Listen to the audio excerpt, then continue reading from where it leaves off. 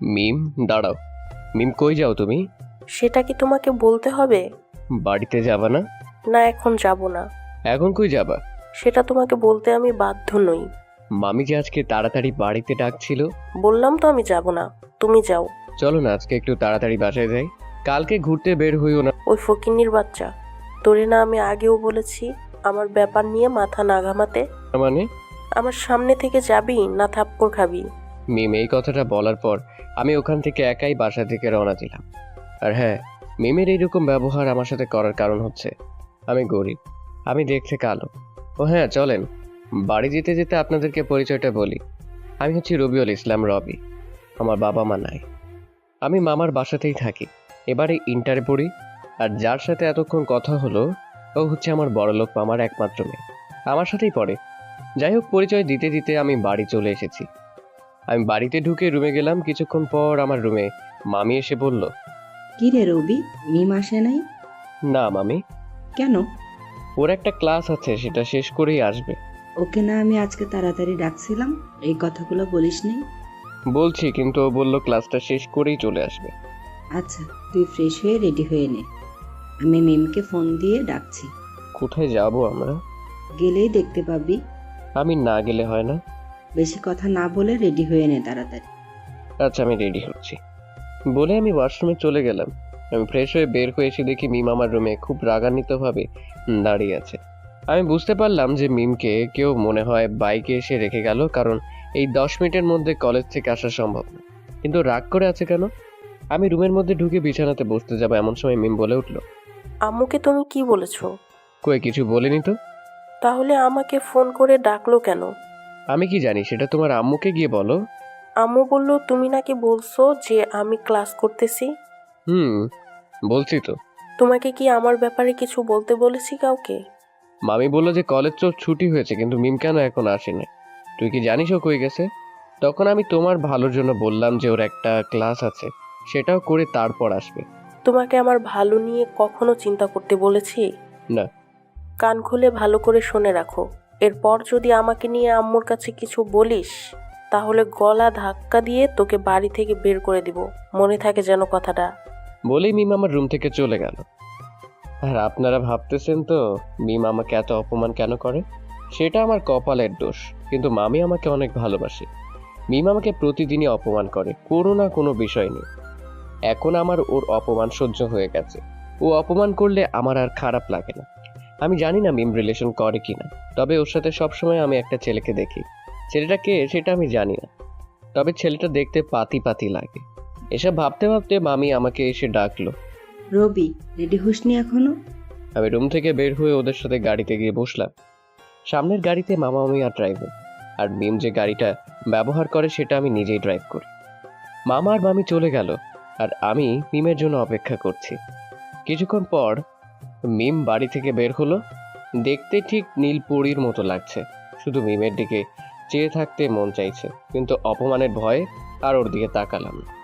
মিম এসে সামনে বসলাম। আমি বললাম, মামামি তো আগে চলে গেছে, আমরা কোথায় যাব তুমি কি জানো? না, জানি না। আচ্ছা, বলেই আমি মামিকে ফোন দিয়ে জায়গাটার নাম জেনে নিলাম। আমি ড্রাইভ করছি আর মিম যেন কার সাথে কথা বলছে। কথাগুলো ছিল এরকম, না বাবু, আমি সত্যিই তোমাকে লাভ করি। তোমার টাকা লাগবে? বলো তোমার কত টাকা লাগবে, আমি দিব। আচ্ছা তুমি জায়গায় আসো, আমি ওখানে আসতেছি। ওকে বাবু। বলেই মিম ফোনটা কেটে দিয়ে আমাকে ওই জায়গায় যেতে বলল। আমি কিছুই বুঝতে পারলাম না ওই ছেলেটা ফোনের ওপাশ থেকে কি বলল। আর আমিও মিমকে কিছু না বলে ওই জায়গায় চলে গেলাম, কারণ কিছু বলতে গেলেই মিম আমাকে অপমান করতো। আমরা ওই জায়গায় দাঁড়িয়ে আছি, কিছুক্ষণ পরে একটা ছেলে আসলো মোটর সাইকেলে করে। সেটা দেখে মিম এগিয়ে গেল। মিম ছেলেটার কাছে এগিয়ে গিয়ে বলল, বলো কত টাকা চাই তোমার? 1,00,000। এই নাও কার্ড, যত লাগে তত তুলে নিয়ে আমাকে কার্ডটা দিও। ছেলেটি মিমকে জড়িয়ে ধরে বলল, ধন্যবাদ সোনা, তুমি না থাকলে আজ কি যে হতো আমার। ছেলেটি চলে যাবার পর মিম এসে গাড়িতে বসলো। চলো এখন। ওকে। আর হ্যাঁ, তোমার মনে আছে তো যে কোনো অনুষ্ঠানে গেলে আমাকে ম্যাম বলে ডাকতে হবে? আমার নাম ধরে ডাকা যাবে না। মনে আছে। কিছুক্ষণ পরে আমরা চলে আসলাম। আমি গাড়ি থেকে নেমে দেখলাম কারো মনে হয় বিয়ে বাড়ি এটা। মিম গাড়ি থেকে নেমে বলল, তুমি এখানেই থাকবা, ভিতরে যাবা না। Okay ma'am. ও হ্যাঁ, ওকে ম্যাম বলে ডাকার কারণটা হচ্ছে আমার মতো ছেলে যদি ওকে নাম ধরে ডাকে তাহলে ওর মান সম্মান নাকি নষ্ট হয়ে যাবে, তাই তো ওকে সবসময় ম্যাম বলে ডাকতে হবে। মিম চলে যাবার পর আমি গাড়িতে খুলে দেখলাম আমি বাইরে দাঁড়িয়ে। আমি গাড়ি থেকে নেমে বললাম, ম্যাম কিছু লাগবে নাকি? তুমি ভিতরে না গিয়ে এখানে কেন? না এমনিতেই যাইনি। ভিতরে আসো এখন। থাক না মামি, আমি ভিতরে না যাই। আমি বলছি না, আসো না তুমি। আমি মামির কথা মতো ভিতরে ঢুকলাম। তার ফাঁকেই মামিকে বললাম, মামি কার বিয়ে আজ? আমার ভাইয়ের মেয়ে। ও, আশা আপুর বিয়ে আজ। কথা না বলে চলো তো এখন। আমি মামির সাথে ভিতরে গেলাম। ভিতরটা অনেক সুন্দর করে সাজানো হয়েছে। মামি আমাকে একটা রুম দেখিয়ে দিয়ে বলল, যাও এই রুমে গিয়ে বিশ্রাম নাও, আমি আসছি। আমি মামির কথা মতো রুমে ঢুকতে যাবো এমন সময় পেছন থেকে কে যেন আমাকে ডাক দিল। আমি পেছনে ঘুরে দেখলাম নেহা আমাকে ডাকছে। নেহা হচ্ছে আশার ছোট বোন। ও মামির বাসায় গিয়ে মাঝে মাঝেই থাকে, তাই আমাকে চিনি। ও এবার ক্লাস 10-এ পড়ে। ও আমার সাথে খুব ফ্রি। কি হয়েছে নেহা? ভুলে গেছো নাকি আমাকে? ভুলে কেন যাবো তোমাকে? যদি মনে রাখতি তাহলে একবার হলেও আমার খোঁজ নিতে ভাই। আরে পাগলি, আমি কেবল আসলাম। ওকে ভাইয়া, চলো রুমে গিয়ে বসে গল্প করি। ওকে চলো। আমরা দুজনে রুমের মধ্যে প্রবেশ করে গল্প করছি। এমন সময় মিম রুমের মধ্যে ঢুকে আমাকে বলল, ওই ফকিন্নির বাচ্চা, তোকে না বলছি বাড়ির ভিতরে ঢুকবি না? আমি তো ঢুকতে চাইনি কিন্তু মামি। মামি আসতে বলছে বিধায় তুই আসবি নাকি? না মানে মিম। কি বললি? তোকে না বলছি আমার নাম ধরে ডাকবি না? সরি ম্যাম, ভুল হয়ে গেছে, আর ভুল হবে না। আমি পিছন ফিরে দেখতেছি নেহা আমার দিকে করুণ চোখে তাকিয়ে আছে। যা বলছি এখান থেকে বের হ, আর যেন এখানে না দেখি তোকে। ওকে ম্যাম বলে আমি যখনই চলে আসতে ধরছি তখনই নেহা পেছন থেকে বলে উঠলো, রবি দাঁড়াও, তুমি তুমি কোথাও যাবে না, এখানেই থাকবা। মানে কি বোঝাতে চাস তুই নেহা? আপু তুমি অনেক বলেছো, যখন আমি তোমাদের বাসা গিয়ে থাকতাম তখনও তুমি রবি ভাইয়াকে এভাবেই অপমান করতে। ওটা তোমার বাসা ছিল তাই আমি কিছু বলি নাই, এখন এটা আমার বাসা, আমি কাকে থাকতে দিব না দিব সেটা আমার ব্যাপার।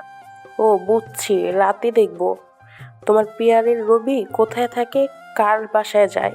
তুমি যদি বেশি বাড়াবাড়ি করো তাহলে কিন্তু আপু তোমার যে ঘটনাটা আমি জানি সেটা আন্টিকে বলে দিব। এই কথা বলার সাথে সাথে মিম যেন চুপ হয়ে গেল। ও মুখটা কালো করে রুম থেকে বের হয়ে গেল। থাক না নেহা, বরং আমি চলে যাই। আমার জন্য শুধু শুধু তুমি কেন ওর সাথে সম্পর্ক নষ্ট করছো? ওর খারাপ ব্যবহার, ওর থাপ্পড় এগুলো এখন আর আমাকে কষ্ট দেয়। কারণ একটা কাজ যদি মানুষ প্রতিদিন করে তখন কিন্তু তার খারাপ লাগে না। তাই প্রতিদিন ওর অপমান আর চর থাপ্পড় আর আমার খারাপ লাগে না। হয়েছে, চলো তো এখন আমার রুমে। ফালতু মেয়ে কোথাকার, মানুষকে কেউ এভাবে থাপ্পড় মারে নাকি? গালে 5টা আঙ্গুলি দেখা যাচ্ছে। আমি নেহার সাথে ওর রুমে গিয়ে চুপটি করে বসে রইলাম। কিছুক্ষণ পরে মামি নেহার রুমে ঢুকলো। মামি তো রুমে ঢুকেই অবাক। মামি আমার দিকে এগিয়ে এসে বলল, বাবা, তোমার গালে এগুলো কিসের দাগ? হাত দিয়ে ডাকার চেষ্টা করে বললাম, কই কিছু না তো। কে তোমাকে এভাবে থাপ্পড় মারলো? কই কেউ না তো। রবি, তাহলে গালে এগুলো কিসের দাগ? কই আমি তো জানি না, হয়তোবা কোথায় লাগছিল কে মেরেছে সেটা বলবা কিনা, না আমি খুঁজে বের করব। তাই পাশ থেকে হঠাৎ করেই নেহা বলে উঠল, আন্টি আপনার মেয়ে মিম রবি ভাইয়াকে ওভাবে থাপ্পড় মেরেছে। কেন মারছে তুই জানিস? হ্যাঁ জানি আমি। হ্যাঁ বল শুনি। প্লিজ নেহা তুমি চুপ করো। তুই বল নেহা। আন্টি আপনার মেয়েকে রবি ভাইয়ার নাম ধরে ডেকেছে আর ওকে ম্যাম বলে ডাকে নাই, এবং ও এই বাড়িতে ঢোকার কারণে মিম এসে রবি ভাইয়াকে 4টা থাপ্পড় দিচ্ছে। দাঁড়াও, আমি ওটা এখন করতেছি। প্লিজ মামি, মিমকে কিছু বলিয়েন না। ও এখনো ছোট, ওর ততটা বুদ্ধি হয়নি। তুমি চুপ করো আর গাড়িতে গিয়ে বসো, আমরা আসতেছি। আচ্ছা যাচ্ছি। কালকে কলেজে যাবা ভাইয়া? যাবো, তুমিও আসিও। যাবো। বাই বলে আমি নিচের দিকে চলে আসলাম। আর ও হ্যাঁ, আমরা যেই কলেজে পড়ি সেই কলেজের এই স্কুলে নেহা ক্লাস 10-এ পড়ে। তাই তো আমরা সবাই মিলে একসাথে বসে গল্প করি। আমি গাড়িতে বসে আছি, কিছুক্ষণ পরে মামা মামি এবং মিম এসে গাড়িতে বসলো। মিম আমার গাড়িতেই বসলো, মামা মামি সামনের গাড়িতে বসলো। আমি গাড়ি ছেড়ে দিলাম। কিছু দূর যাওয়ার পর আমি নিজেই বললাম, সরি ম্যাম, আমার ভুল হয়ে গেছে। তুমি মাকে কি বলছো? কই কিছু বলিনি তো। তোমাকে যে থাপ্পড় মারছি এটা কে বলছে মাকে? আমি বলি নাই। কে বলছে তাহলে? নেহা বলেছে। মিথ্যা বলার জায়গা পাও না? ও কেন বলবে? যেটা সত্যি সেটাই বলেছি। ও, আর যেন এমন ভুল না হয়, আর হলে সোজা জোতা পিটা করব। Okay ma'am. ওকে। আর হ্যাঁ, নেহার সাথে এত কিসের কথা? কই কিছু না তো। গেছো থেকে কি কথা বললো এত?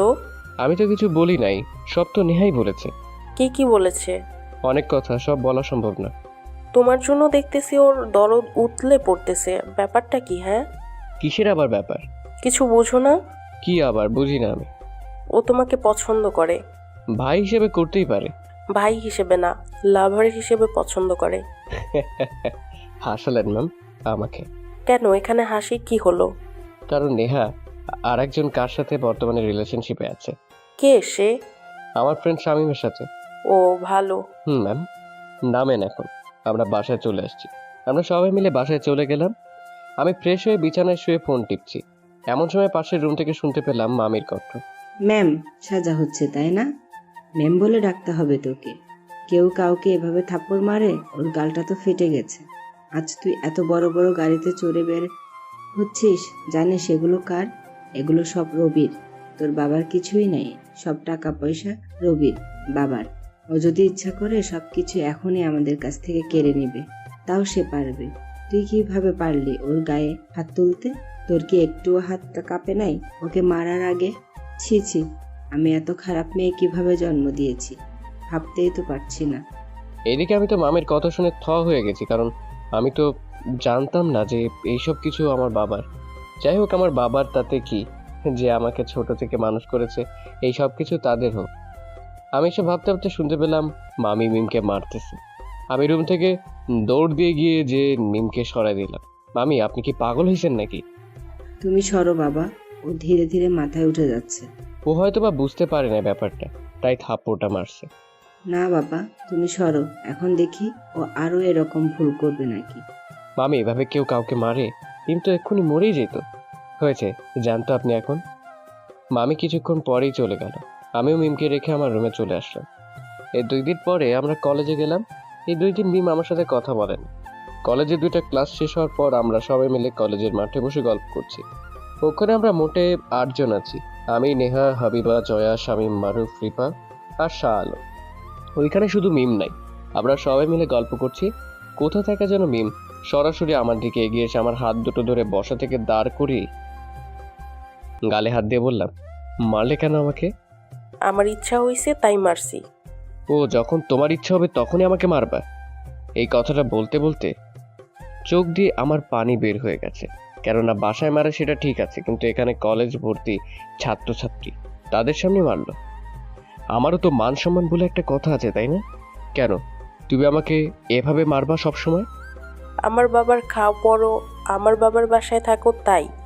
ও আচ্ছা, আজ থেকে আর তোমাদের বাসায় থাকবো না, খাবো না। তুই কি জানিস তোর বাবার যা কিছু আছে ওই সবগুলোরই মালিক রবি? আমি অত কিছু বুঝি না, ও আমাদের বাড়িতে থাকবে না, ব্যাস এটাই ফাইনাল। যা যা লাগবে না তোদের বাসা, ও আজ থেকে আমাদের এখানেই থাকবে। ওর জন্য তোর এত দরদ কেন রে? সেটা তোর মতো অহংকারী মেয়ে না জানলেও চলবে। নেহা, মুখ সামলে কথা বল কিন্তু। আসল কথা বলে গায়ে লাগে তাই না? আরে যা যা, একদিন না একদিন রবিকে তোর প্রয়োজন হবে, সেদিন দেখবো তুই কোথায় যাস। আমি মরে গেলেও এই ছোট লোকের কাছে যাব না। যা যা, দেখা যাবে। বলেই নেহা আমাকে সহ সব বন্ধুদের নিয়ে রেস্টুরেন্টে ঢুকলো। তখন আমার মনটা খুব খারাপ, কেননা সবার সামনে মিম আমাকে থাপ্পড় মারছে আর সবাই আমার দিকে হা করে তাকিয়েছিল। তখন ইচ্ছা করছিল যে নিজেকে আমি শেষ করে দিই। আমার মন খারাপ দেখে নেহা বলে উঠলো, রবি, এই রবি ভাইয়া, বলো। তুমি মন খারাপ করো না, আর আজ থেকে আমাদের বাসাতে থাকবা তুমি। তোমাদের বাসাতে মানে? আম্মু অনেকদিন থেকেই বলে যে আমার একটা প্রাইভেট দরকার, আর তুমি আমাকে পড়াবে আর ওখানে থাকবে। তোমাকে দেখলে আম্মু অনেক খুশি হবে, প্লিজ না বলো না তুমি। পাশ থেকে জয়া বলে উঠলো, হ্যাঁ রবি, তুমি এখানেই থেকে যাও। আচ্ছা যাবো, এখন কিছু খাবো, আমি খুব ক্ষুধা লাগছে। আচ্ছা বলো কি খাবে? তুমি যেটা খাবে সেটাই নাও। না তুমি বলো। আচ্ছা তাহলে একটা বার্গার নিয়ে আসো। ওকে। সবাই মিলে হোস্টেলে খাওয়া শেষ করে নিজ নিজ বাসাতে চলে গেল। আমি আর নেহা একটা রিক্সা নিয়ে ওদের বাসার দিকে রওনা দিলাম। 20 মিনিট পর আমরা ওর বাসার সামনে গিয়ে পৌঁছলাম। নেহা রিক্সা ভাড়া দিয়ে আমাকে নিয়ে এসে তাদের বাসাতে ঢুকলো। নেহার সাথে আমাকে দেখে নেহার মা এগিয়ে এসে বলল, কি বাবা, তুমি হঠাৎ করে যে আসলা? কেন মা, ও কি আসতে পারে না? কেন পারে না? রবি অবশ্যই আসবে, আগে তো অনেকবার ডাকিয়েছিলাম, আসে না তো, তাই আর কি বলতাম। মা, তুমি না আমার একটা প্রাইভেটের কথা বলছিলে? হুম, আজ থেকে রবি ভাইয়া আমাকে পড়াবে। তাহলে তো ভালোই হয়। ও আজ থেকে এখানে থাকবে আম্মু। ওকে যা, তোরা ফ্রেশ হয়ে খেয়ে নে। ওকে। নেহা আমাকে ওয়াশরুম দেখিয়ে দিয়ে চলে গেল। কিছুক্ষণ পরে আমরা সবাই মিলে খাওয়া দাওয়া করলাম। সন্ধ্যা গড়িয়ে রাত হলো। আবারও মনে মনে ভাবছি মামি কিভাবে বুঝলো যে আমি নেহাদের বাড়িতে এসেছি। মামি রুমের মধ্যে ঢুকিয়েই বলল, রবি, তুমি এখানে আসছো কেন? মামি না মানে আন্টি মিম রবিকে বাড়িতে যেতে মানা করেছে। কেন রবি বাড়িতে যেতে মানা করেছে? সেটা তোমার গুণধর মেয়েকে গিয়ে প্রশ্ন করো। কি হয়েছে রবি, তুমি বলো তো। মামি রবি তুমি চুপ করো, একটা কথাও বলবা না। আচ্ছা চলো এখন বাড়িতে। না রবি এখন যাবে না, কেন যাবে না? আগে তোমার মেয়েকে ভদ্রতা শেখাও তারপর। চুপ করো না নেহা প্লিজ। কেন চুপ করবো আমি? প্লিজ নেহা। আন্টি যান আপনি, ও আজ থেকে এখানেই থাকবে। আচ্ছা বাবা, আমি গেলাম, পরে আসবো। আচ্ছা মামি। মামি চলে গেল। আমি ফ্রেশ হয়ে নিচে আসলাম। সবাই মিলে খাওয়ার পর আমি আর নেহা কলেজের দিকে হাঁটা দিলাম। কিছুক্ষণ পরে আমরা কলেজে চলে আসলাম। কলেজে ঢুকে দেখি বাকি সবাই এসে পড়েছে। তাদের সাথে মিমও আছে। আমাকে দেখে ওরা সবাই এগিয়ে আসলো। মিম ওখানে দাঁড়িয়েছিল। সবাই এগিয়ে এসে বলল, কি খবর, কেমন আছো? আমি বললাম, ভালো আছি, তোমরা কেমন আছো? সবাই উত্তর দিল, ভালো আছি। রবি, একটা কথা বলি। বলো। আমার সাথে আজকে একটা জায়গায় যেতে হবে। কোথায় নিয়ে যাবে ভাইয়াকে? যাব, তোমাদের সবাইকে পরে বলবো। ওকে নিয়ে যাও, তবে তাড়াতাড়ি ফিরে আসবা। ওকে, বাই অল। বলেই জয়া আমাকে নিয়ে চলে আসলো। জয়ার বাবার একমাত্র মেয়ে। ওর বাবা একজন বড় ব্যবসায়ী। কিছু দূর যাওয়ার পর আমি জয়াকে বললাম, কোথায় যাব আমরা? চলো, গেলে দেখতে পারবে। ওকে চলো। আমি আর জয়ার নিজের গাড়িতে করেই যাচ্ছি। জানি না জয়া কোথায় যাচ্ছে। কিছু দূর যাওয়ার পর জয়া বলল, শামীমকে চেনো? হ্যাঁ চিনি তো, কেন? ও কেমন রে? মানে? ওর স্বভাব কেমন? ও দেখতে কেমন? আগে কি কোনো রিলেশন ছিল ওর? ও তো সব দিক দিয়ে ভালো, দেখতেও তো ভালো। আচ্ছা বলো তো কেন? ওকে আমার ভালো লাগে তো, তাই আর কি। ও তা কতদিন থেকে চলতেছে? আরে ধুর, এখনো তো শুরুই হলো না।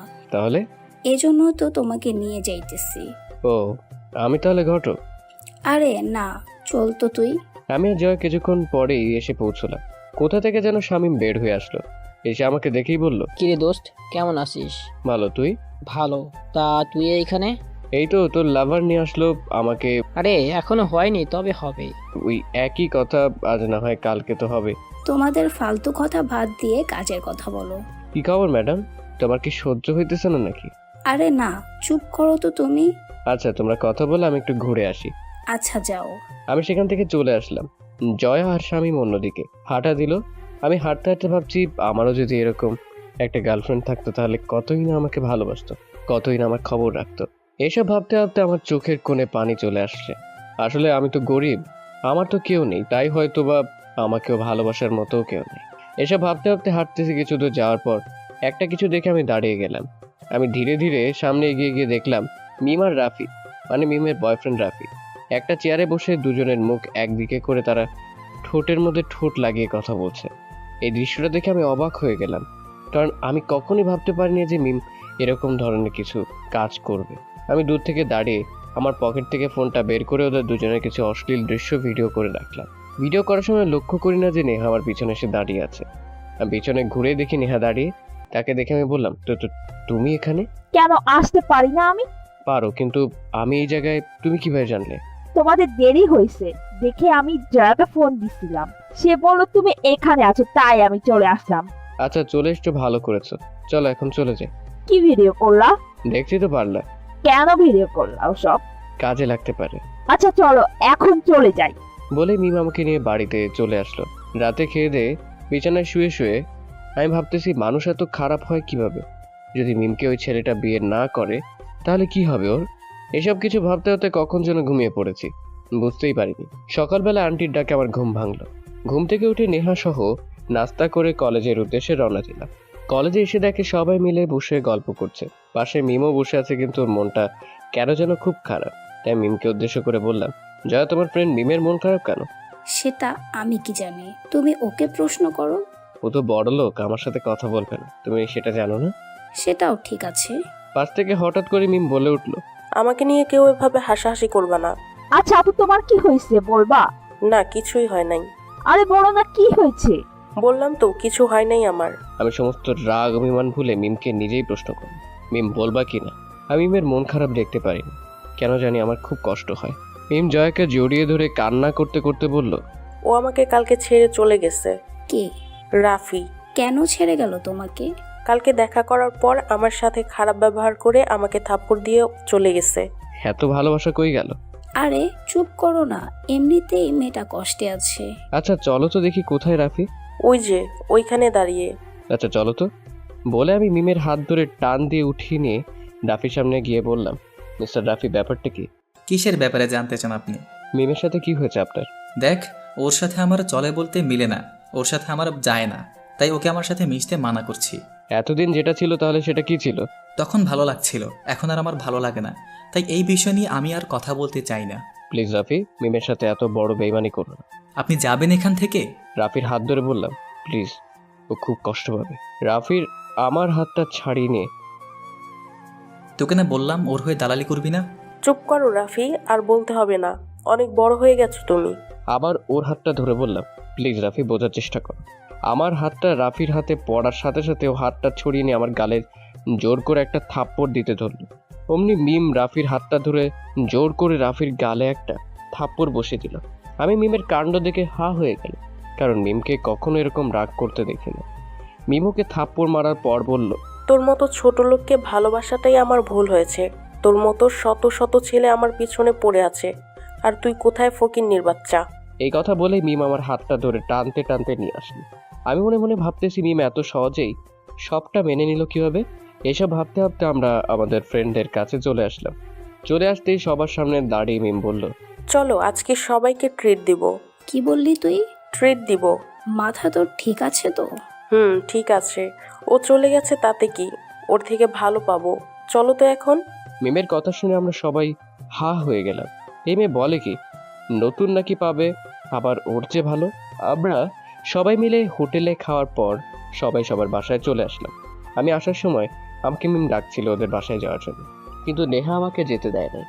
বাসায় এসে রাতে খাওয়ার পর ঘুমিয়ে পড়লাম। আমি সকালবেলা ঘুম থেকে উঠে ব্রাশটা নিয়ে হাঁটতে হাঁটতে ছাদে চলে গেলাম। ছাদে গিয়ে আমি সামনে তাকাতেই তো অবাক, কারণ আমার সামনে মিম দাঁড়িয়ে আছে। মিমকে দাঁড়িয়ে থাকা দেখে আমি ছাদ থেকে চলে আসতে লাগলাম। তখনই পিছন থেকে মিমি আমাকে ডাক দিল, রবি, এই রবি, রবি, এই শুনে যাও না। জি বলো। সরি, সরি কেন? তোমার সাথে খারাপ ব্যবহার করার জন্য। হ্যাঁ, কখন আবার তুমি খারাপ ব্যবহার করলে? আগে যেগুলো করেছি তার জন্য সরি। আমি গরিব, তাই কারো কথা আমি মন খারাপ করিনি। প্লিজ আমাকে আর লজ্জা দিও না। আরে না, গরিবরা কাউকে কখনো লজ্জা দেয় না। কে বলেছে তুমি গরিব? আমি নিজেই বলি আমি গরিব। তুমি তো গরিব না। কে বললো আমি গরিব না? আমি জানি তুমি গরিব না, কেমনে বুঝলা যে আমি গরিব না? কারণ আমাদের যা কিছু আছে ওই সব কিছুর মালিক তুমি নিজেই, তাই। হাসো কেন? হাসার মতো কথা বলছো তাই তো হাসি পাইছে। কি এমন খারাপ বললাম যে হাসতে হবে? এই, এত টাকা পয়সার কথা বললা, তাই শুনেই তো হাসি পাইলো। আমি তো সত্যি কথাটাই বলছি। আরে, অনেক টাকা পয়সা থাকলেই বড়লোক হওয়া যায় না। তাহলে? যাদের পরিবারে মা বাবা ভাই বোন সবাই আছে তারাই তো আসল বড়লোক। কেননা একটা পরিবারে যখনই সবাই থাকবে তখনই পরিবারটা টাকা পয়সা ছাড়াও অনেক সুখে থাকবে। যাই হোক, কখন আসছে এখানে? আর মামিও আসছে নাকি? আমি কালকে রাতে আসছি, আর আম্মু আসে নাই, আমি একাই আসছি। আচ্ছা ঠিক আছে, থাকো, আমাকে একটু বেড়াতে হবে, আমি এখন যাই। কই যাবা তুমি? যাবো একটা জায়গায়। বলা যাবে না যে কোথায় যাবে? একটু তিস্তা নদীর ব্রিজে যাব। কেন যাবে ওখানে? মনটা ভালো নাই, আর আমি মন খারাপ থাকলে ওখানেই যাই, তাই। আমাকে নিয়ে যাবে, আমিও যাব। তুমি কেন যাবে ওখানে? না মানে এমনি তোমার সাথে যাইতাম। আচ্ছা যাও, রেডি হয়ে নাও। ওকে, তুমি যাও, রেডি হও। বলেই মিম ছাদ থেকে নেমে গেল। আমি ওর পিছনে পিছনে নামলাম। নেমে আমি ফ্রেশ হয়ে সবাই মিলে একসাথে খাওয়া দাওয়া করে আমি নেহাকে বললাম, নেহা, আমি একটু তিস্তা ব্রিজ থেকে ঘুরে আসছি। ওকে যাও। আমার সাথে মিম যেতে চাইছে। তাহলে তো ভালোই হলো, ওকে সাথে নিয়ে যাও। ওকে, তাহলে আমরা আসি। তারপর আমরা বাড়ি থেকে বের হয়ে গাড়ি নিয়ে সোজা ব্রিজে চলে আসলাম। আসার পর ও আর আমি নেমে ব্রিজে হাঁটতে লাগলাম পাশাপাশি। কিছু দূর যাওয়ার পর আমরা দুজনে একটা জায়গায় গিয়ে বসলাম। দুজনের কেউ কারোর সাথে কথা বলছি না। কিছুক্ষণ যাওয়ার পর মিমি নীরবতা ভেঙে বলে উঠলো, রবি, কি? একটা কথা বলি তোমাকে। বলো দেখি, কি বলবা? ছেলেরা এত স্বার্থপর কেন? সব ছেলেরা স্বার্থপর না, বুঝছো? সেটা ঠিক বলছো, হুম কিন্তু কিন্তু কি? কাউকে যে এখন আর বিশ্বাস করতে মন চায় না। সেটা তোমার ব্যাপার। আচ্ছা বাদ দাও, বলো তো নেহার সাথে তোমার সম্পর্ক কি? ভাই বোনের। এর চেয়ে বেশি কিছু না তো? মানে কি বলতে চাও তুমি? মানে প্রেম ভালোবাসা এইসব? আরে না, কেন? ওর বয়ফ্রেন্ড আছে তাই। তাহলে তো ভালোই। ভালো তো তোমাকে কি আমাকে বলো? তোমাকে ভালোবাসি। কি কি বললা আবার বলো, শুনতে পাই নাই। আমি তোমাকে ভালোবাসি। হাসতেছো কেন? হাসার মতো কথা বলছো তাই তো হাসতেছি। হাসার মতো কি এমন কথা বললাম যে হাসতে হবে? এই যে ভালোবাসার কথা বললা। বলছি, তাতে কি হয়েছে? এর জন্য কি হাসতে হবে নাকি? আমি কাউকে ভালোবাসতে পারবো না।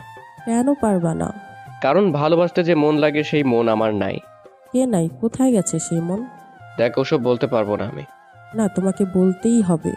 বলো, কোথায় গেছে তোমার মন? দেখো মিম, আমাকে জোর করবা না। না, তোমাকে বলতেই হবে। পারবো না বলতে। যাও তো এখান থেকে। বলে আমি ওখান থেকে উঠে গাড়িতে গিয়ে বসলাম। আমার পিছে পিছে মিমও গিয়ে গাড়িতে বসলো। আমি গাড়ি ড্রাইভ করে নেহাদের বাসাতে চলে আসলাম। মিম গাড়িতে যদিও আমার সাথেই সামনের সিটে বসেছিল, তবু আমার সাথে একটা কথাও বলেনি। বাসাতে এসে দেখি সবাই যেন কোথাও যাওয়ার জন্য রেডি হচ্ছে। আমি মামিকে ডাক দিয়ে বললাম, মামি কোথায় যাচ্ছে সবাই? ও বাবা, তোমরা দুজনে এসে গেছো, যাও রেডি হয়ে নাও।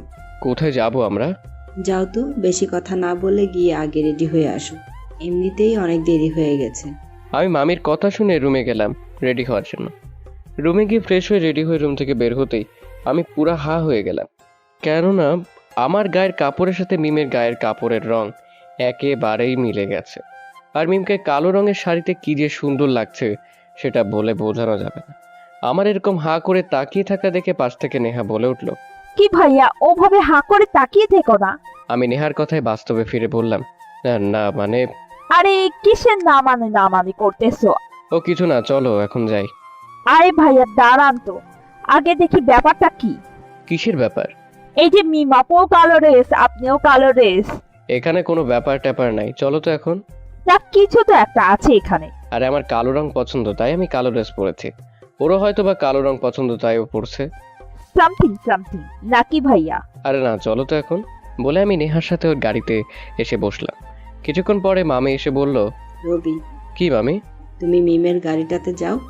মামি, ওর তো ড্রাইভার আছে, তাহলে আমাকে কেন লাগে? আমি ওইখানে বসি, তুমি একটু মিমের সাথে আসো, নেহার সাথে আমার কিছু কথা আছে। ওকে মামি। বলে আমি মিমের গাড়ির কাছে চলে আসলাম। এসে দেখি মিম গাড়ির ভিতরেই বসে আছে। সেটা দেখে আমি নক করলাম। মিম দরজাটা খুলে দিল। আমি চুপচাপ ভিতরে গিয়ে বসলাম। গাড়িতে শুধু মিম আর আমি, আর কেউ নাই। সামনের সিটে ড্রাইভার। কিছুক্ষণ পরেই গাড়ি ছেড়ে দিল। আমি জানি না কোথায় যাচ্ছি সবাই। 1 ঘন্টার মতো যাওয়ার পর কেন যেন মনে হচ্ছে আমার খুব ঘুম পাচ্ছে। তাই আমি একটু মিমের থেকে দূরে সরে এসে মাথাটা সিটে হেলান দিয়ে ঘুমিয়ে পড়লাম। জানি না কখন আমার ঘুম ধরছে। হঠাৎ করে ঘুম ভাঙতে দেখি আমার মাথাটা মিমের কোলে, আর মিম আমার মাথায় কত সুন্দর করে হাত বুলিয়ে দিচ্ছে।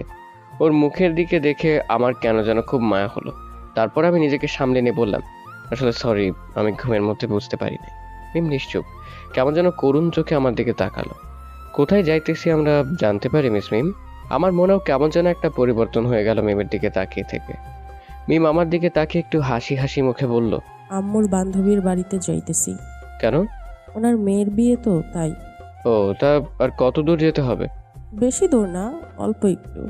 এভাবে মিমের সাথে গল্প করতে করতে আমরা ওখানে এসে পৌঁছে গেলাম। মিম আমার হাতটা ধরে গাড়ি থেকে নেমে পড়লো। আমার হাত ধরাতে আমিও কেন যেন বাধা দিলাম না। কেন যেন ধীরে ধীরে আমি ওর মায়ায় পড়ে যাচ্ছি। ও আমার হাতটা ধরা অবস্থায় বাড়ির ভিতরে ঢুকলো। আর এদিকে নেহা আমাদের এই অবস্থা দেখে তো হাসতে হাসতে শেষ। মিম আমাকে একটা রুমের মধ্যে রেখে নেহাকে আমার সাথে গল্প করতে বলে কোথায় যেন চলে গেল। নেহা সেই সুযোগে ওর সাইড ব্যাগ থেকে একটা পেন ড্রাইভ বের করে সেখান থেকে একটা মেমোরি বের করে ওর মোবাইল ফোনে লাগিয়ে কি যেন দেখছে আর মুচুর মুচুর করে হাসছে। আমি ওর এই অবস্থা দেখে বললাম, আচ্ছা কি হয়েছে, হাসছো কেন? ভালোই তো আদর খাইলা আজকে। মানে কিসে আদর? মিমাপুর আদর। মাথা তোমার ঠিক আছে না গেছে? ঠিক আছে, সারা রাস্তায় ওর কোলে মাথা দিয়ে ঘুমিয়ে আসছো আর এখন আমার কাছে আদাইতেছো? তুমি কিভাবে জানলে? আমি চুপ করে গাড়িতে ক্যামেরা লাগাই দিয়েছিলাম। খুব ভালো করছো। আমি নিজের ইচ্ছায় কিছু করি নাই। ঘুমের মধ্যে কখন যে ওর কোলে পড়ে গেছে আমি নিজেও জানি না। হয়েছে, আর ডক মারতে হবে না। তলে তলে তো মজা নিছো। আমাকে বলে কি এমনটা হবে? আর সেটা বলতেছি, বিশ্বাস করো।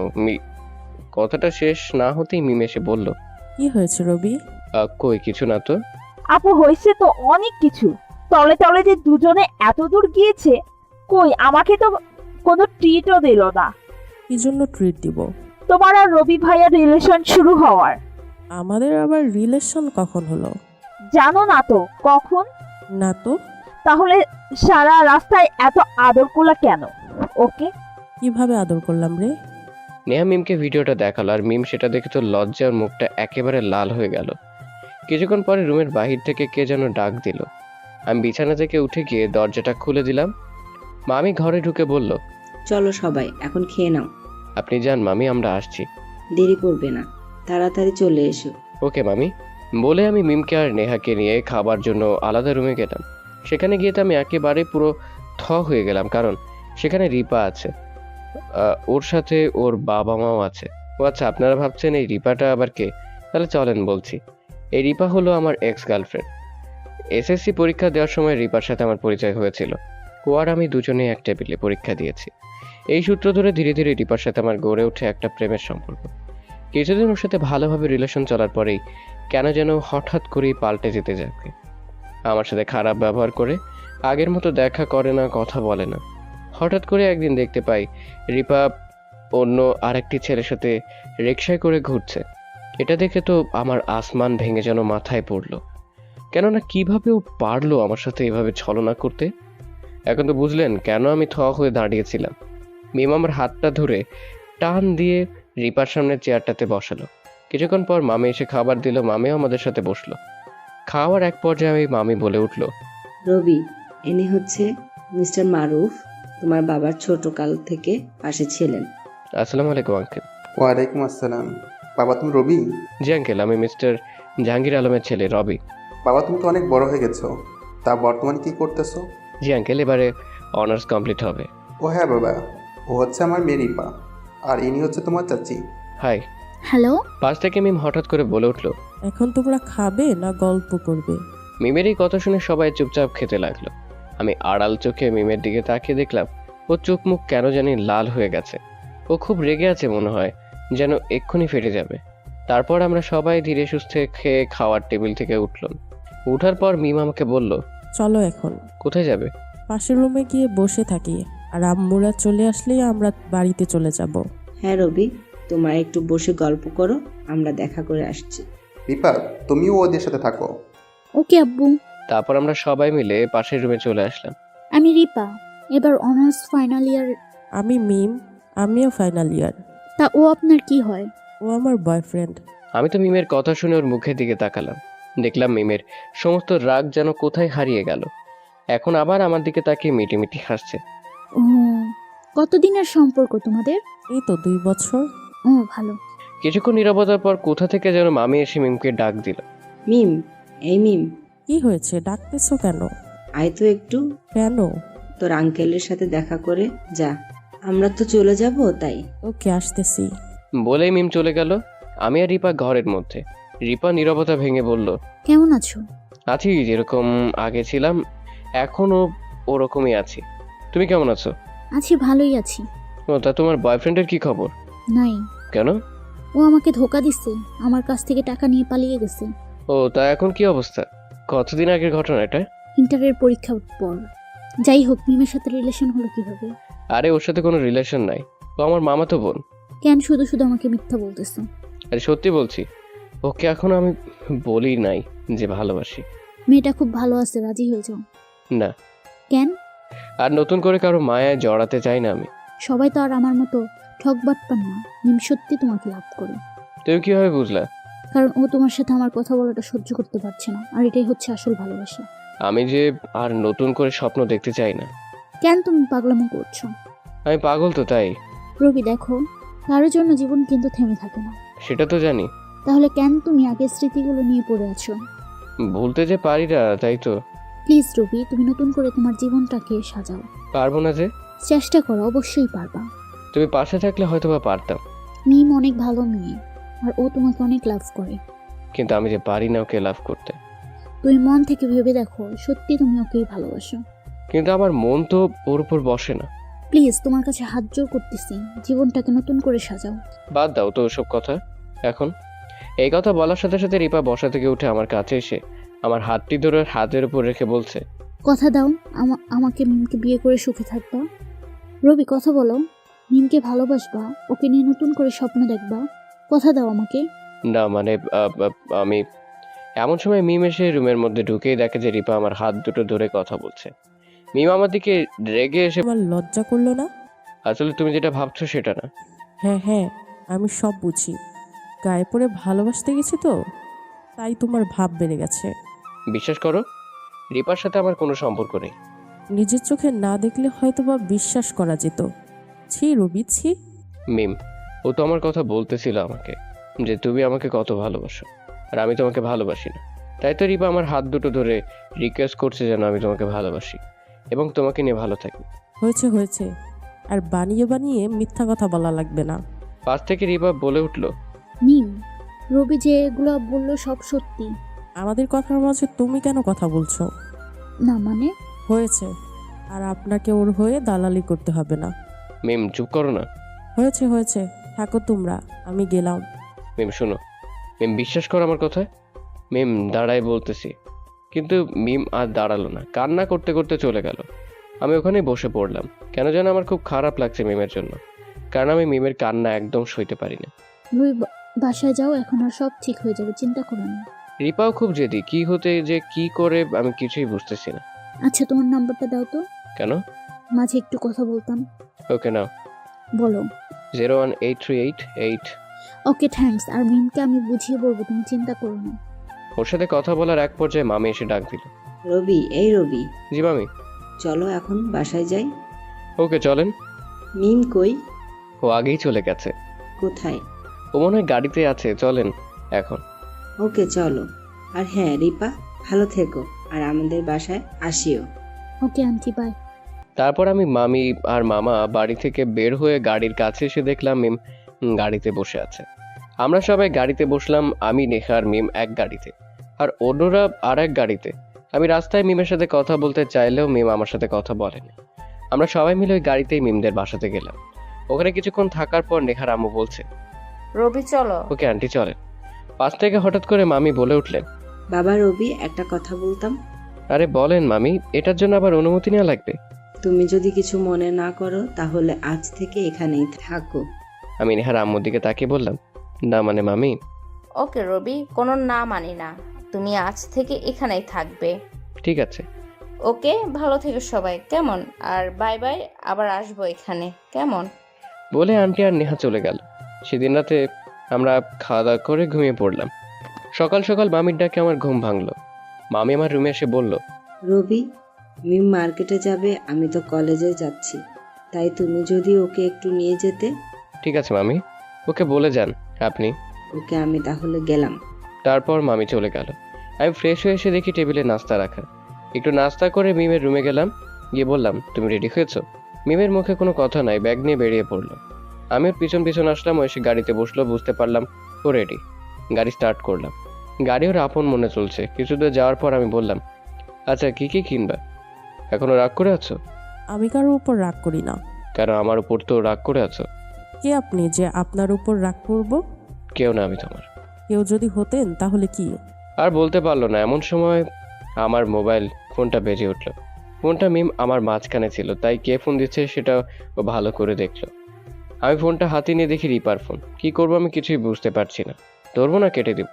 করতে করতে ফোনটা ধরলাম। ওপাশ থেকে রিপা বলে উঠলো, কেমন আছো রবি? এই তো ভালো, তুমি? ভালো। তা কি করো? মার্কেটে যাচ্ছি মিমকে নিয়ে। তুমি কি করো? ভালো তো, ওকে যাও। আর আমি শুয়ে আছি। সকালে খাইছো তুমি? তুমি খাইছো? খাইছি। ওকে বাই, পরে কথা হবে। ঠিক আছে বাই। বলে আমি ফোনটা কেটে দিলাম। আর মুখটা ঘুরিয়েই দেখলাম মিম আমার দিকে অগ্নি দৃষ্টিতে তাকিয়ে আছে।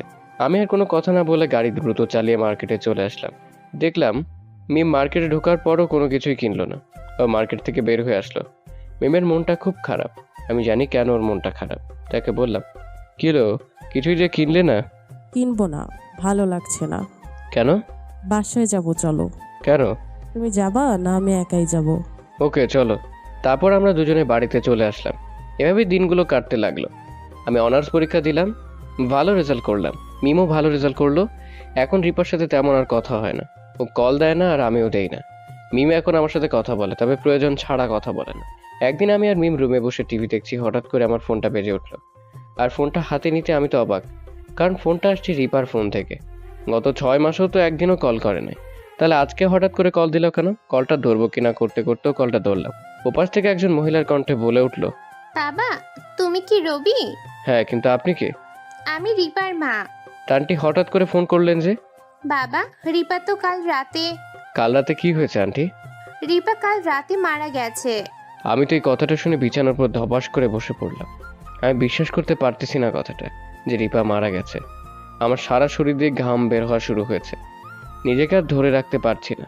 কেন জানি গোটা পৃথিবীতে আজকে অন্ধকার লাগছে। নিজেকে খুব অপরাধী মনে হচ্ছে। মনে হচ্ছে আমার জন্য রিপা চলে গেল এই পৃথিবী ছেড়ে। আমার এরকম অবস্থা দেখে পাশ থেকে মিম বলে উঠল, কি হয়েছে? আর কে ফোন করেছিল? রিপার আম্মা। ও কি বললো? রিপার নাই, মারা গেছে। আমার কথাটা শোনার সাথে সাথে মিমের মুখটাও কেন যেন ফ্যাকাশে হয়ে গেল। মিম আমার দিকে করুণ দৃষ্টিতে তাকিয়ে বলল, চলো। কোথায়? রিপাদের বাড়িতে। আমি আর কোনো কথা না বলে মিমের পিছন পিছন হাঁটা শুরু করলাম। তারপর গাড়ি নিয়ে আধা ঘন্টার মধ্যে পৌঁছে গেলাম রিপাদের বাড়ি। বাড়িতে ঢুকতে আন্টি বলল, মিম, তুমি? তোমাকে কে খবর দিল? আন্টি, এই হচ্ছে রবি। ও বাবা, তুমি একটু দাঁড়াও, আমি আসতেছি। বলে আন্টি চলে গেল। আমরা যাওয়ার আগেই রিপার দাফন কাফন শেষ হয়ে গেছে। আমরা গিয়ে আর রিপাকে দেখতে পাইনি। কিছুক্ষণ পরে আন্টি আসলো। বাবা, এটা রিপার রুমে পাইছি। আন্টি, কি এটা? চিঠি উপরে তোমার নাম লিখে তোমাকে দিতে বলছে। ওকে দেন। তারপর আন্টি আমার হাতে চিঠিটা দিল। আমরা চলে আসলাম। সারা রাস্তায় আমি একটাও কথা বলি নাই। মিম যদিও কথা বলতে চাইছিল। বাড়িতে এসে রাতে কিছু না খেয়ে রুমে এসে শুয়ে পড়লাম। ভাবছি চিঠিটা খুলবো কিনা। ভাবতে ভাবতে চিঠিটা খুললাম, খুলে পড়া শুরু করলাম। রবি, কেমন আছো? আর আমি জানি মিমের সাথে তুমি অনেক ভালোই আছো। জানো, তোমাকে ছেড়ে আমি কখনো যেতে চাইনি। সারাটি জীবন তোমার পাশে থাকতে চেয়েছিলাম। তোমাকে কখনো কষ্ট দিতে চাইনি। জানো, তোমার জন্য আমি সারা রাত কেঁদেছি।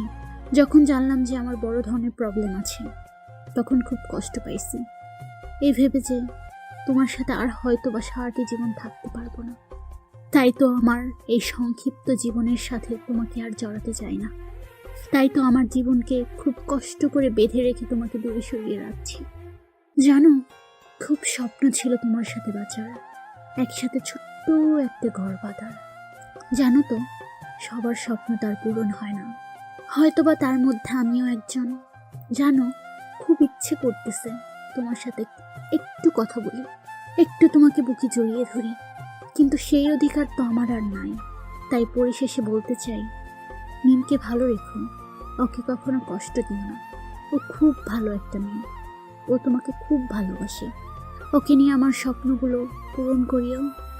আমি সব সময় দেখতে চাই তুমি হাসি খুশি থাকো। প্লিজ, আমার জন্য কখনো চোখের পানি ফেলো না, তাহলে আমি খুব কষ্ট পাবো।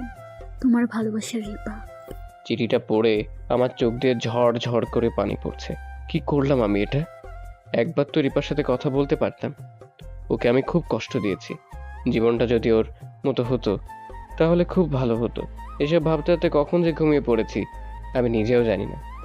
অনেকটা ক্লান্তি নিয়ে সকালে আমার চোখটা খুললাম, আর খুলে যেটা দেখলাম, কেননা এটা দেখার জন্য কখনোই আমি প্রস্তুত ছিলাম না। সকালবেলা আমি ঘুম থেকে উঠে দেখি আমি বিছানার উপর শুয়ে আছি, আর আমার পায়ের জুতাও কে যেন খুলে দিয়েছে এবং আমার গায়ে একটা চাদর দিয়ে দিয়েছে। এসব দেখে ভাবলাম আমার রুমে কে যেন ঢুকেছিল, তাই শোয়া থেকে উঠলাম। আর উঠতেই তো আরও অবাক হয়ে গেলাম, কারণ আমার রুমে মিম, সে সোফায় ঘুমাচ্ছে। বুঝলাম না মিম কেন এই রুমে। আমি ওকে ডাকতে গিয়েও থেমে গেলাম, আর ডাকলাম না। কিছুক্ষণ পর মিম চোখ খুললো। এটা দেখে তাকে আমি বললাম, তুমি এখানে কেন? কেন আসতে পারি না? পারো, কিন্তু এইভাবে ঘুমাইছো কেন? আসলে কালকে রাতে তোমার খুব জ্বর আসছিল, তাই তোমার মাথায় জলপট্টি দিতে দিতে এখানেই ঘুমিয়ে পড়েছি। ও সরি, তোমাকে খুব কষ্ট দিয়ে ফেললাম। এ কথা কেন বললা? কোন কথা? যে আমার খুব কষ্ট হয়েছে। হয়েছেই তো, অনেক রাত পর্যন্ত জেগেছিলে। আমি কি কখনো বলছি যে আমার খুব কষ্ট হয়েছে? না। তাহলে বললা কেন? আর যেন এরকম কথা তোমার মুখে না শুনি। আচ্ছা ওকে, এখন উঠে ফ্রেশ হয়ে নাও। তুমিও যাও, গিয়ে ফ্রেশ হও। বলে আমি বেড থেকে উঠে ফ্রেশ হতে চলে আসলাম। ফ্রেশ হয়ে এসে সবাই মিলে নাস্তা করতে বসলাম। নাস্তা করার অবস্থায় দেখলাম নেহা আসছে। আরে তুমি হঠাৎ করে? কেন আসতে পারি না? পারো, কিন্তু এত সকাল সকাল তাই আর কি। আসলে এক জায়গায় যাব তো তাই। তোমাকে ওর সাথে নিয়ে যাবে। কোথায় যাবা? আর আমি কেন সাথে যাব? পাশ থেকে মিম বলে উঠলো। না, তুমি কোথাও যাবে না। কেন? আমি বলছি তাই। মিম আপু যাক না আমার সাথে। না, ও কোথাও যাবে না। আরে আমি তো ওর সাথে যাইতেছি। না, আমি যাবো ওর সাথে। সত্যি বলতেছো? মিথ্যা বলবো কেন? তাহলে তো আরো ভালো হয়। আমাদের সব কথা শুনে পাশ থেকে মামি বলে উঠলো। আরে নেহা, তুই যাবি কোথায় সেটা তো আগে বল। না, তোমাকে বলা যাবে না। ওকে, কোথায় যাচ্ছিস ভালোভাবে দেখে শুনে যাস। ওকে। বলে আমরা খাওয়া শেষ করে রওনা দিলাম। কিছুক্ষণ পরে এসে নেহা একটা পার্কে গাড়ি দাঁড় করালো। এটা দেখে আমি নেহাকে বললাম, এখানে কেন আসলা? একজন আসবে, তার সাথেই পরিচয় করিয়ে দিব। কি রে, তলে তলে এত? তো যাওয়ার পর মিম বলল, চলো পুকুর পাড়ে বসি। চলো। আমরা দুজনে গিয়ে বসলাম। কিছুক্ষণ নীরবতা থাকার পর মিমি বলে উঠলো, ওদের দুজনের ভালোই মানাইছে, তাই না? অনেক সুন্দর। আচ্ছা, ওই ছেলেটা তোমাকে স্যার বললো কেন? আমি কি জানি কেন বললো। সত্যি কিছু জানো না, না কিছু লুকাইতেছ? আরে সত্যি কিছু জানি না। ও ভালো। হুম। আচ্ছা, তুমি অত দূরে বসে আছো কেন? কাছে আসো একটু। না, আমি এখানেই ঠিক আছি। আসবা কি না? একটু কাছে গিয়ে বসলাম। আচ্ছা রবি, আমাকে তোমার কি সত্যি সত্যি ভালো লাগে না? কে বললো লাগে না? লাগে তো। তাহলে আমি যেটা চাই সেটা দিতেছো না কেন? তুমি বা কি চাও আমি সেটা কিভাবে জানবো? জেনেও না জানার ভান করলাম। সত্যি বুঝো না কি চাই আমি? না তো। ও ভালো। হুম।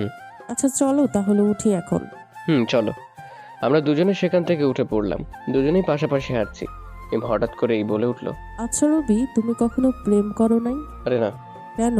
আরে আমি দেখতে তো ভালো না, তাই তো কখনো প্রেমও করা হয়নি। কে বললো তুমি খারাপ দেখতে? খারাপ যদি না হতাম তাহলে কেউ না কেউ তো আমাকে এতদিনে বলতো ভালোবাসি। মিম মনটা খারাপ করে বলল, ও ভালো তো। আমি মাথাটা তুলে ওর দিকে তাকালাম। দেখলাম ওর চোখের পানি শুধু টলমল করছে। আরে ভাই, মেয়েরা পারুক আর না পারুক, হ্যাঁ, কথায় কথায় চোখের পানি বের করতে পারে। মিমের এই অবস্থা দেখে আমি আমার হাতটা দিয়ে ওর হাতটা আলতো করে ধরলাম। আর মিম বুঝতে পারলো যে আমি ওর হাতটা ধরেছি। মিমের হাতটা ধরার সাথে সাথে ও আমার সামনে এসে দাঁড়ালো। ও আমার সামনে দাঁড়িয়ে আমার দিকে কিছুটা করুণ চোখে তাকালো। তারপরও আমাকে পাগলের মতো করে দু হাত দিয়ে জড়িয়ে ধরলো। আমি তো এটার জন্য একদম প্রস্তুত ছিলাম না। কখনো ভাবিও নাই যে মিম আমাকে এভাবে জড়িয়ে ধরবে, তাও আবার একটা পাবলিক প্লেসে। মিম আমাকে জড়িয়ে ধরেই আছে। ঠিক 3 মিনিট পরে ও একটু ছেড়ে দিয়ে আমার দিকে তাকালো। ওর তাকাতেও কেমন যেন একটা মায়া মায়া ভাব রয়েছে। ও আমার দিকে তাকিয়ে আমাকে বলল, রবি, আমি তোমাকে ভালোবাসি আর সারা জীবন এভাবেই তোমাকে আমার বুকে রাখতে চাই। দেখো মিম, পাগলামো করো না, সবাই দেখতেছে। দেখো, তাতে আমার কি? ছাড়, সবাই দেখতেছে আমাদের। না, ছাড়বো না। কেন ছাড়বা না? কারণ আমি তোমাকে ভালোবাসি তাই। কিন্তু আমি যে তোমাকে ভালোবাসি না। কিন্তু কেন? কি নাই আমার মাঝে? কি নাই তোমার মাঝে সেটা জানতে চাও তুমি? আমি জানতে চাই, বলো।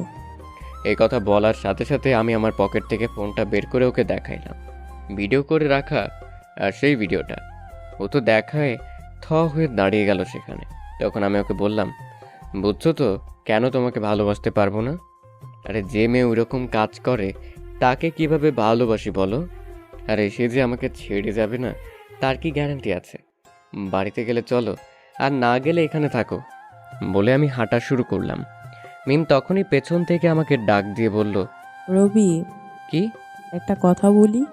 বলো। স্বীকার করছি আমি খারাপ ছিলাম, কিন্তু এখন তো আর খারাপ নেই। এখন তো আমি ভালো হয়ে গেছি। এখন তো আমি একজন ভালো মানুষ। একজন ভালো মানুষ হয়ে বাঁচতে চাই। হ্যাঁ, মানুষ ভুল করে, কিন্তু তাকে তো ক্ষমা করতে হয়। রবি, এবারের মতো ক্ষমা করে দেওয়া যায় না আমাকে? আমি সত্যিই তোমাকে ভালোবাসি। তোমাকে ছাড়া আমি বাঁচব না। তোমাকে নিয়ে নতুন করে বাঁচার স্বপ্ন দেখতেছি। প্লিজ আমায় একা ফেলে যেও না। দেখো, এই কথাগুলো আমি আর শুনতে চাই না, প্লিজ। হ্যাঁ, দিলাম 3টা থাপ্পড় মিমের গালে। মিমোর গাল চেপে ধরে কান্না করতে করতে আমার সামনে থেকে এক দৌড় দিয়ে চলে গেল। আর যাওয়ার সময় দেখলাম ওর ঠোঁট দিয়ে রক্ত পড়তেছে। মনে হয় একটা থাপ্পড়ে ওর ঠোঁটে লেগেছে, আর থাপ্পড়গুলো খুব জোরে দিয়েছে। মিমের এই অবস্থা দেখে এখন ফের নিজেকে খুব খারাপ লাগতেছে। এমনটা না করলেও তো পারতাম ওর সাথে। ও আমাকে জড়িয়ে ধরার পর কি যেন হলো আমার, আমি নিজেও জানি না। এইসব ভাবতে ভাবতে আমি গাড়িতে গিয়ে বসে বাড়ি চলে আসলাম। বাড়িতে এসে দেখি মিমের ঘরের দরজা দেয়া। তখন আমি মামিকে বললাম, মামি, মিম বাড়িতে আসছে। হ্যাঁ বাবা, কিন্তু কিছু বুঝলাম না, ও কেন জানি খুব কান্না করতে করতে এসে ঘরের দরজা লাগিয়ে দিল। ও কেন বাবা, কিছু কি হয়েছে? না মামি, তেমন কিছু না। ও, তারপর আমি রুমে এসে একটাই জিনিস ভাবতেছি, যে হঠাৎ করে কি এমন হলো যে আমি মিমের সাথে এত খারাপ ব্যবহার করলাম। আমিও তো মনে মনে ওকে লাভ করি, তাহলে আমি কেন ওকে ভুল বুঝে মারলাম? কেন এত অপমান করলাম ওকে? আর ও যে জেদি মেয়ে, কি থেকে কি যে করে ওই আল্লাহই জানে। এইসব ভাবতে ভাবতে সন্ধ্যা পেরিয়ে রাত হলো। রাতে খাওয়ার সময় মামি মিমকে ডাকলো, কিন্তু ও আসলো না। আমি খাওয়া শেষ করে ঘুমাইতে গেলাম। কখন যে আমার ঘুম ধরছে আমি নিজেও জানি না। সকাল সকাল মামির ডাকে আমার ঘুম ভাঙলো। আমি উঠে দেখি মিমের রুমের দরজা খোলা, তার মানে মিম উঠছে। আমি জানি যে মিম সকালবেলা ঘুম থেকে উঠে ছাদে যায়, তাই আমিও ওর খোঁজেই ছাদে গেলাম। গিয়ে দেখি মিম দাঁড়িয়ে আছে। আমি ওর পাশে গিয়ে বললাম, সরি, আসলে কালকে আমার মাথাটা ঠিক ছিল না, কি থেকে যে কি বলে ফেলেছি তোমাকে। যেটা সত্যি সেটাই তো বলেছ। আরে আমার মতো বাজে মেয়ের সাথে কে বা রিলেশন করবে? আসলে আমি ওইরকম তোমাকে বলতে চাই নাই। মানুষের মুখ দিয়ে সবসময় সত্যি কথাটাই বের হয়, আর তুমি তো প্রমাণও রাখছো তোমার ফোনে। এই দেখো, সব ডিলিট করে দিচ্ছি। রবি, আমি একটু একা থাকতে চাই। ও, তা একটা কথা বলি। বলো। আজকে বিকেলবেলা আমাকে যেতে হবে। কোথায়? আর আসলে সত্যি কথা বলতে কি, আমার চাকরি হয়েছে 6 মাস আগে। কিসের চাকরি? ডিবি পুলিশের। কই, আগে তো আমাদের কাউকেই বলনি। এমনিতেই বলি নাই। তা কয়দিনের জন্য যাইতেছো? অপারেশন যতদিন কমপ্লিট হয় নাই ততদিন। বাড়িতে বলে যাও। আসলে আমি বাড়িতে বলতে চাইতেছি না। কেন? মামি শুনলেই চাকরি আমাকে করতে দিবে না, তাই। তাহলে করবা না? এ কথা বলার সময় দেখলাম ওর চোখে পানি টলমল করতেছে। তার মানে মিমও চাইতেছে আমি যে না যাই, কিন্তু সেটাও অভিমানে মুখ ফুটে বলতে পারতেছে না। তুমি একটু মামা মামিকে ম্যানেজ করতে, আমি যেতাম, পরে ওদের ব্যাপারটা বলতাম। কি দরকার আছে এত রিক্সের চাকরি করা? বাদ দাও না ওসব। তুমি মামা মামিকে ম্যানেজ করতে পারবা কিনা সেটা বলো। ওকে, আমি আম্মু আব্বুকে ম্যানেজ করব। থ্যাঙ্কস। থ্যাঙ্কস দেয়া লাগবে না। ওকে চলো, এখন কিছু খাবা। কাল থেকে এখনো কিছু খাওনি। তুমি খাও, আমি খাবো না। কেন খাবা না? আমার খিদে নাই তাই। দেখো, তুমি যদি না খাওয়া করো তাহলে আমার জন্য তোমাকে মামা মামিকে কিছু বলতে হবে না। আচ্ছা চলো খাওয়া করি এখন। বলে আমরা দুজনে ছাদ থেকে নামলাম। নেমে সবাই মিলে খাওয়া করলাম। তারপর দুপুর গড়িয়ে সন্ধে হলো। আমারও যাওয়ার সময় হলো। সন্ধ্যার সময় মিম আমাকে ডাক দিল। রবি, কি?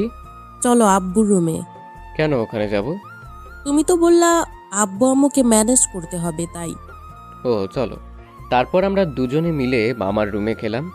যাওয়ার পর মিম বলল, আব্বু, কি? একটা কথা বলতাম। বল, এর জন্য আবার অনুমতি নেওয়া লাগবে নাকি? রবিকে একটু কিছুদিনের জন্য ঢাকা যাওয়া লাগতো। কেন? ওর নাকি কাজ আছে, তাই। ওকে তো আমি কখনো বাইরে একা ছাড়ি নাই আগে। তুমি যাইতে দিবে না, তাই তো আমি আসছি বলতে। দেখো, ও কিন্তু এখনো ছোট নাই। মেয়ে ছেলেরা সব সময় বাবা মায়ের কাছে ছোট থাকে। জানি, তারপরেও। আচ্ছা, ও কিন্তু আজকেই চলে যাবে। কে কাজে যাইতেছে সেটা তো আগে বলুক। বাদ দাও তো, ও এখন যাবে, এটাই ফাইনাল। ওকে, তুই যেহেতু বলতেছিস তাহলে যাক। থ্যাংক ইউ বাবা। তবে কি বাবা? আচ্ছা, তুইও তাহলে ওর সাথে যা। না বাবা, আমার যাওয়া লাগবে না। আচ্ছা রবি, যাও, গিয়ে রেডি হও, তোমাকে নামিয়ে দিয়ে আসি। না বাবা, তোমাকে লাগবে না, আমি ওকে স্টেশনে দিয়ে আসছি। ওকে তাহলে তুই দিয়ে আয়, আর আমি আমার একটা কাজ আছে, আমি সেখানে গেলাম। আচ্ছা যাও। তারপর আমরা দুজনে মামা মামির রুম থেকে চলে আসলাম। আমি গেলাম রেডি হতে। মিমও গেল আমাকে নেয়ার জন্য অফিস থেকে। গাড়ি পাঠাই দিয়েছে, আমি সেই গাড়িতেই অফিসে যাব। কিন্তু গাড়ি আমি বাসাতে আসতে দেইনি, কারণ এখানে আসলে মামা মামি বুঝে ফেলতো, তাই। আমি আমার সহকারীকে বলছি সে যেন গাড়ি নিয়ে জেলা স্কুল মাঠে থাকে, আর মিম সেখান পর্যন্ত আমাকে ড্রপ করে দিবে। আমি রেডি হয়ে রুম থেকে বের হলাম, কিন্তু মিমের এখনও রেডি হওয়া হয়নি। তাই তাকে ডাক দিয়ে বললাম যে, মিম, এ মিম। কি?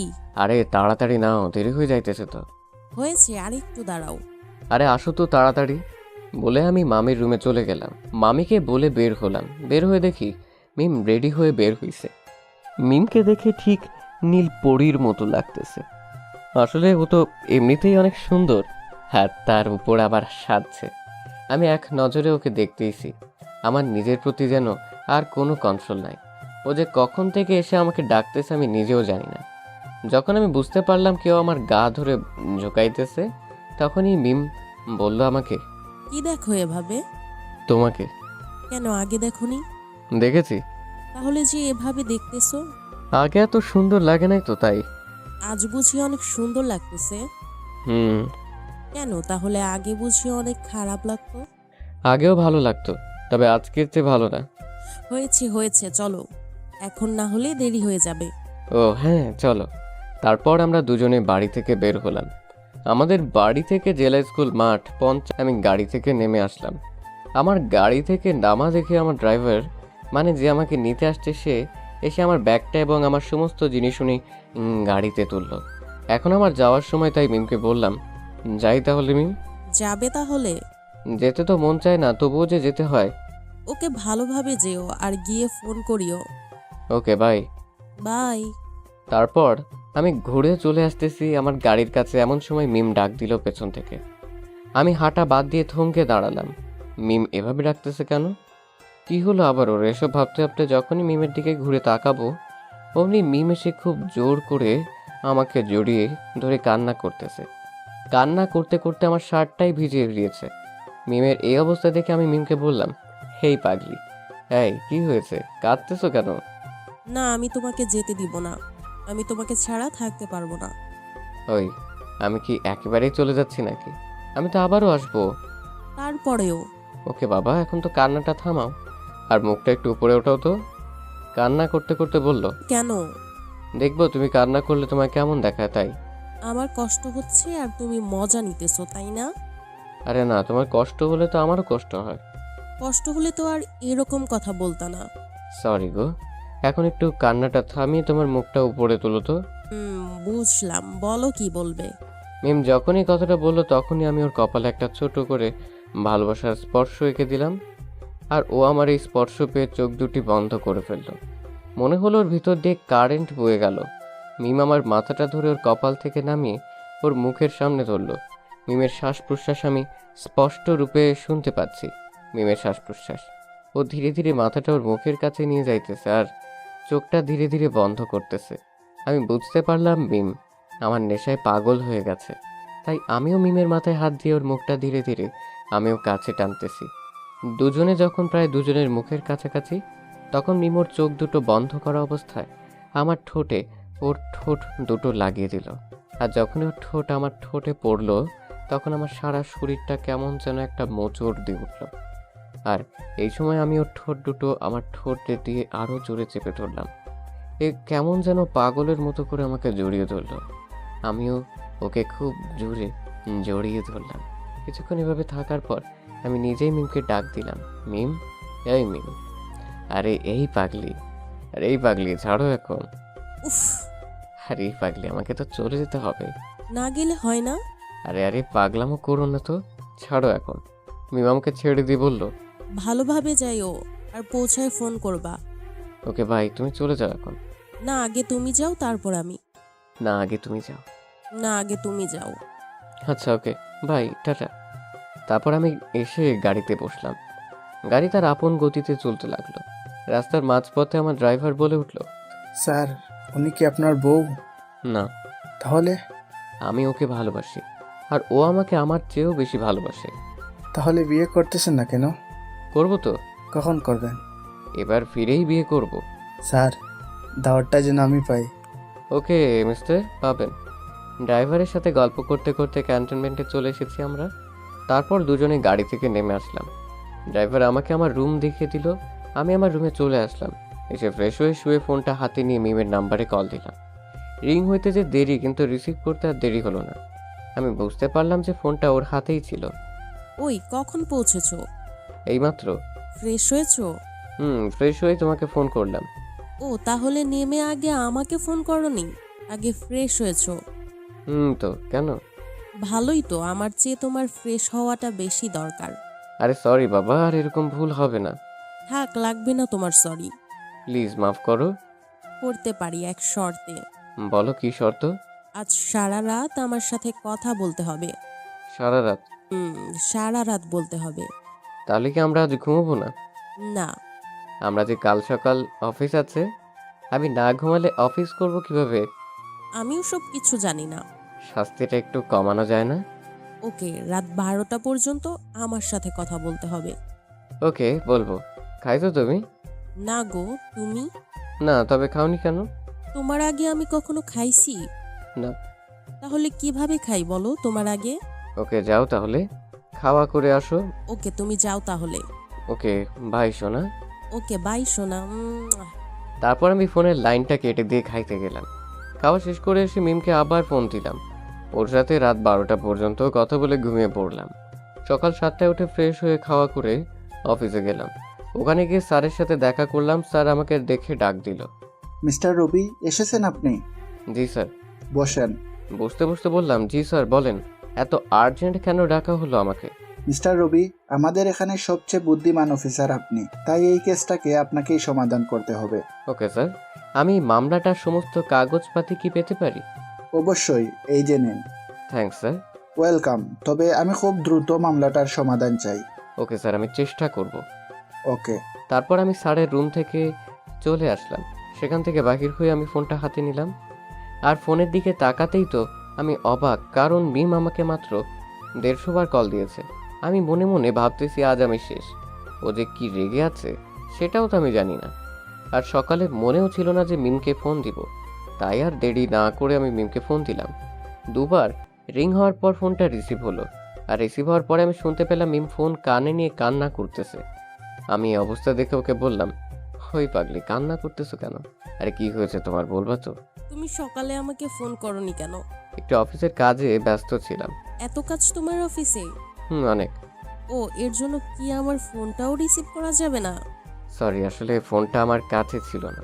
তাহলে কোথায় ছিল ফোনটা? অফিসে আসার সময় ভুল করে বাসায় রেখে গিয়েছিলাম। ও, ভুল করে না। আমি ফোন দিব, তোমার ডিস্টার্ব হবে, তাই ফোন নিয়ে যাওনি। বিশ্বাস করো, তুমি আমি সত্যি বলতেছি। রবি, কি? পারবো না আমি একা থাকতে। কেন পারবে না? তোমাকে ছাড়া আমার এক মুহূর্তও কাটে না। একটু কষ্ট করো না প্লিজ। না, আমি পারবো না। তাহলে কি করবে? আমি তোমার ওখানে আসবো, তোমার সাথে থাকবো। প্লিজ মিম, পাগলামো করো না। না, আমি পারবো না তোমায় ছাড়া থাকতে। দেখো, কয়েকটা তো দিনেরই ব্যাপার, থাক না একটু কষ্ট করে। আমি পারবো না যে তোমাকে ছাড়া থাকতে, তুমি কেন বুঝতেছো না? তাহলে তুমি এখন কি করবে? আমিও আসবো তোমার ওখানে। মামা মামি আসতে দিবে তো তোমাকে? হ্যাঁ, দিবে। ও, তা কি বলে আসবে বাড়িতে? বলবো যে আমি রবির ওখানে যাব আর কয়েকদিন থাকবো। ও, তাই এখানে এসে কোথায় থাকবে? কেন, তোমার সাথে। মানে? মানে হচ্ছে তোমার সাথে থাকবো। আমাদের তো এখনো বিয়ে হয়নি, তাহলে একসাথে থাকবো কিভাবে? কেন, এক বিছানার মধ্যে মাঝে একটা বালিশ দিয়ে। যাই হোক, আমি তাহলে এখানে তোমার পরিচয় কি দিব? বলবা যে আমরা স্বামী স্ত্রী। ওই, আমরা যে স্বামী স্ত্রী না, তাহলে মিথ্যে কেন বলবো? মিথ্যা না বললে যে একসাথে থাকতে দিবে না, তাই মিথ্যা বলবা। ওই, তোমার না আসলে হয় না? আমি তো কিছুদিন পর আসতেইছি। না, হয় না। আমি কালকে সকালে আসতেছি। কালকেই আসবা? কালকেই সকালে। ও, যাই হোক, খাইছো তুমি সকালে? তোমাকে না বলে কোনোদিন খাইছি আমি? না। তাহলে জানো না আমি খাইছি কিনা? ওরে আমার লক্ষ্মী সোনা, যাও তুমিও খাও, আমিও খাই। Okay, bye. Okay, bye. বলে আমি ফোনটা কেটে দিলাম। আর ভাবতেছি ও যে কালকে আসতে চাইলো কি সত্যি সত্যি এখানে চলে আসবে? ও যদি আসে তাহলে তো ওকে নিয়ে বড় সমস্যা হয়ে যাবে। যা আবার সেটা হবে। যাই হোক, এখন আমি একটু খাওয়া করে নিয়ে ঘুমিয়ে নিই, বিকেলে আবার অফিসে যেতে হবে। আমি সেখান থেকে উঠে এসে খাওয়া করে একটু ঘুমিয়ে নিলাম। ঘুম থেকে উঠে আমি ফ্রেশ হয়ে অফিসের উদ্দেশ্যে রওনা দিলাম। অফিসে ঢুকতেই স্যার বলে উঠলো যে, ও মিস্টার রবি, এসেছেন আপনি? জি স্যার। তা আপনি কি কোনো কারণে নার্ভাস ফিল করতেছেন? না স্যার, আমি ঠিক আছি। আরে বলে ফেলুন, কি সমস্যায় পড়েছেন, যদি আমি হেল্প করতে পারি। না মানে স্যার। আরে বলুন বলুন। স্যার, আমার স্ত্রী হঠাৎ করে ফোন দিয়ে বলল যে ও আমার সাথে এখানে থাকবে। ও, এই ব্যাপার। জি স্যার। ওকে, থাকবে, তাতে তো কোনো প্রবলেম নাই। স্যার, থাকার জায়গাটা? আরে ওটা নিয়ে কোনো প্রবলেম নাই, বলো ও আসবে কোন দিন? স্যার, কালকে। ওকে, আজকে তুমি কোয়ার্টারের চাবিটা নিয়ে যাও। Okay sir, thank you. যাই হোক মিস্টার রবি, আপনাকে যে জন্য ডাকা, জি স্যার, বলুন। আজকে রাতে আমাদেরকে অপারেশনে যেতে হবে। ওকে স্যার, কখন বাহির হব আমরা? ঠিক 12টায়। Okay sir. বলেই সেখান থেকে চলে আসলাম, এসে আমার সব কিছু গুছিয়ে আমার ব্যাগে নিলাম। রাতে একটু খাওয়া করে মিমকে ফোন দিলাম। রাতে খাইছো? না, তুমি? হ্যাঁ খাইলাম। আর হ্যাঁ শোনো, আমি একটা অপারেশনে যাচ্ছি, হয়তোবা রাতে আর কথা বলতে পারবো না। কখন যাবা? এই তো কিছুক্ষণ পরেই যাব। ওকে, নিজের খেয়াল রেখো। Okay bye. বলেই ফোনটা কেটে দিয়ে ব্যাগ নিয়ে চলে আসলাম। এসে দেখি সম্পূর্ণ টিম রেডি। আমি এসে গাড়িতে চড়ার সাথে সাথে গাড়ি স্টার্ট দিল। আমাদের গন্তব্য ঢাকা। সেখানে এক ধরনের মাদক ব্যবসা চলে, তার পাশাপাশি সেখানে বিভিন্ন ধরনের নারী ও শিশু পাচার করা হয়। আমরা 1 ঘন্টার মধ্যে চলে এসেছি ওই জায়গাতে। এসে দেখি ওখানে ওদের প্রচুর লোক। তারপর আমরা নানা রকম কৌশল অবলম্বন করে ওদের সবাইকে ধরলাম। গাড়িতে তুলে ওদেরকে থানায় নিয়ে গিয়ে দিয়ে আসলাম। এসে ফ্রেশ হয়ে একটু খাওয়া করে আমি মিমকে ফোন দিলাম। হ্যালো, কি করো? এই তো তোমার ফোনের অপেক্ষায় ছিলাম। তা কি অপারেশন সাকসেস? হুম। তোমার কিছু হয়নি তো? না রে বাবা, হয়নি। এই শোন, কাল যখন তুমি আসবে তখন এই ঠিকানায় সে 3য় তলায় 4 নম্বর রুমে আসবা। কেন? আরে বাবা, আমি ওখানে থাকি। ওকে, আসবো। Good night. Okay, good night. সকালে আমার ঘুম ভাঙার সাথে সাথে আমি শুনতে পেলাম রুমের বাহির থেকে কে জানি আমাকে ডাকতেছে। স্যার, স্যার, জি? আপনার সাথে একজন দেখা করতে আসছে, তাকে কি পাঠিয়ে দেব? পাঠিয়ে দাও। আমি কথা বলার পর বিছানা থেকে উঠে বিছানাটা ঠিক করে সে দরজাটা খুলে দিলাম। কিছুক্ষণ পরে কে যেন আমার রুমের মধ্যে ঢুকলো। আমি আমার মাথাটা পেছনে ঘুরে দিতে অবাক, কারণ মিম আসছে। ও এত সকালে আসলো কিভাবে? কেবল তো 9টা বাজে। আমার এভাবে তাকিয়ে থাকা দেখে মিম আমাকে বলল, কি দেখো ওভাবে? না মানে তুমি এত সকালে? কেন, তুমিই তো আসতে বললা। এত সকালে আসলা কিভাবে? ও, এই কথা। কিভাবে আসলা? আমি আজকে রাতে আসছি।